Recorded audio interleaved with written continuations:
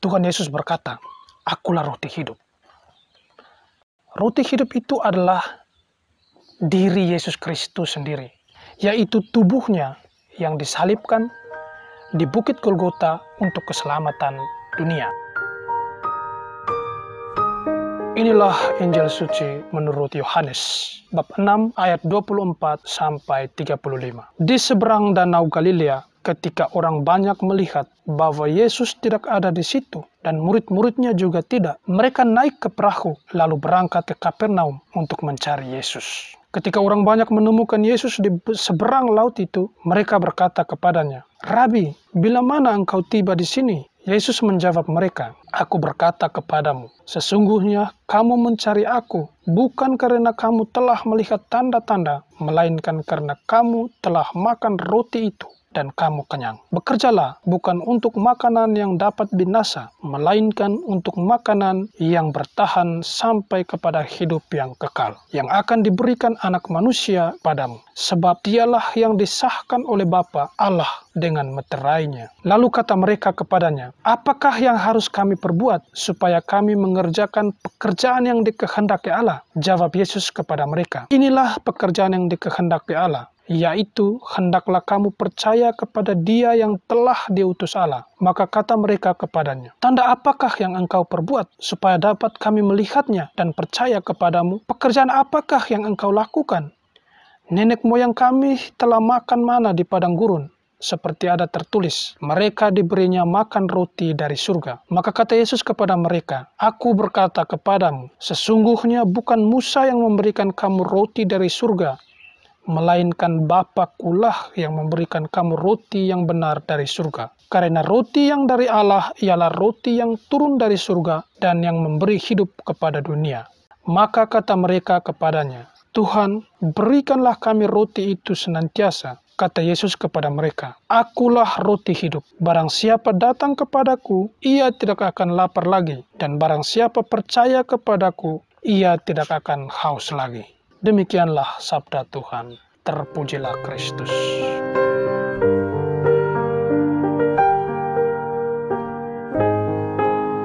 Bapak, Ibu, Saudara-saudari yang terkasih dalam Tuhan kita Yesus Kristus. Pada hari Minggu biasa ke-18 ini, kita kembali disuguhkan dengan bacaan suci yang inspiratif dan cocok sebagai sumber transformasi pengalaman iman kita ke arah yang lebih baik. Maka mari kita bermenung bersama. Kisah dalam Injil tadi sebenarnya adalah lanjutan dari kisah Yesus memberi makan 5.000 orang. Tuhan Yesus prihatin atas berbagai kebutuhan kita yang mendasar dan kesejahteraan kita. Dia menyediakan makanan fisik. Kali ini Yesus menawarkan makanan rohani kepada para pengikutnya. Tentu manusia perlu makanan untuk hidup, tetapi ia tidak hidup untuk makan. Ada sesuatu yang lebih dari sekedar makanan yang seharusnya dicapai oleh manusia. Yesus berkata, "Akulah roti hidup." Pernyataan itu sangat mengena bagi mereka. Mereka datang untuk mencari roti, tetapi roti itu hanya dapat mengenyangkan untuk sesaat. Ia datang untuk memberi roti hidup, sehingga mereka mendapat hidup yang kekal. Pertanyaan bagi kita, apa yang dimaksud dengan roti hidup itu? Tuhan Yesus berkata, "Akulah roti hidup." Nah, roti hidup itu adalah diri Yesus Kristus sendiri, yaitu tubuhnya yang disalibkan di Bukit Golgota untuk keselamatan dunia. Orang yang menerima roti hidup itu akan memiliki hidup yang kekal. Bagaimana cara menerima roti hidup itu? Caranya adalah percaya kepadanya.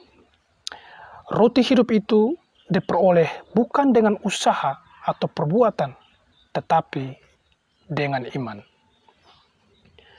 Nah, Bapak, Ibu, Saudara-saudari yang terkasih, saya ingat seorang psikolog yang sangat terkenal, namanya Abraham Maslow. Jadi, Abraham Maslow ini membagi atau mengklasifikasi kebutuhan manusia itu kepada beberapa tingkat. Yang pertama itu adalah kebutuhan fisiologis. Jadi kebutuhan ini berhubungan dengan kebutuhan akan makanan, akan minuman, akan istirahat, akan menghirup udara. Pokoknya kebutuhan-kebutuhan yang sangat mendasar bagi manusia. Memang kebutuhan ini harus dipenuhi. Dan kalau tidak dipenuhi, itu akan menjadi satu masalah besar bagi perkembangan hidup manusia. Katakan kalau seseorang tidak punya makan, sehari saja itu bisa sangat mempengaruhi dia. Yang kedua itu adalah kebutuhan rasa aman dan perlindungan. Nah, manusia itu sebenarnya selain terpenuhi makanan dan minumannya, dia juga secara psikologis itu butuh akan suasana atau situasi yang penuh rasa aman, damai, dan merasa dilindungi dalam lingkungannya.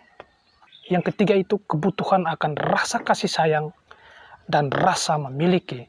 Semua manusia tentu secara psikologis itu butuh untuk disayangi atau dikasihi oleh orang-orang lain. Atau rasa dimiliki oleh orang-orang lain. Itu menjadi kebutuhan sebenarnya dalam hidup manusia. Nah, yang keempat menurut Abraham Maslow ini adalah kebutuhan akan harga diri. Ya, kita bisa lihat dalam realitas banyak orang berusaha untuk menaikkan harga diri mereka. Mereka berusaha untuk mendapatkan posisi-posisi yang baik, strategis dalam kehidupan masyarakat atau dalam kehidupan menggereja sekalipun. Itu salah satunya menurut Abraham Maslow ini demi memenuhi kebutuhan akan harga diri. Nah, yang kelima itu adalah kebutuhan aktualisasi diri.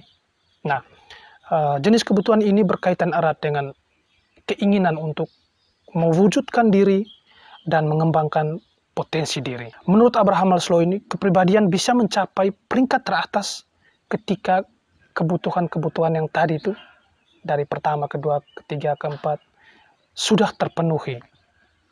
Nah, sehingga orang bisa merasa hidup ini berharga. Nah, Bapak, Ibu, Saudara-saudari yang terkasih, apa hubungannya dengan tema permenungan kita pada hari ini?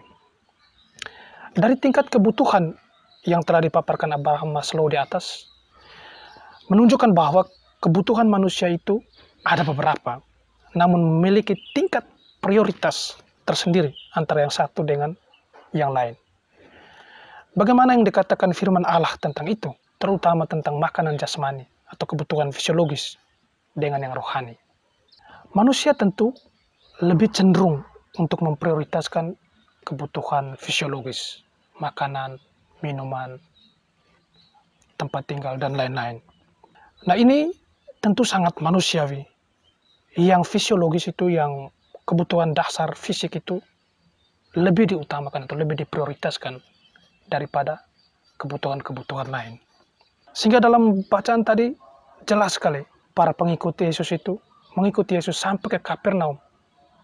Itu dimotivasi untuk memenuhi kebutuhan fisik mereka. Yesus katakan bahwa kamu mencari aku supaya kamu bisa mendapatkan roti atau mendapatkan makanan lagi. Nah, itu. Yang kedua, bertemu Yesus beroleh kebenaran. Nah, motivasi orang yang mengikuti Yesus ini diketahui oleh Yesus sebenarnya.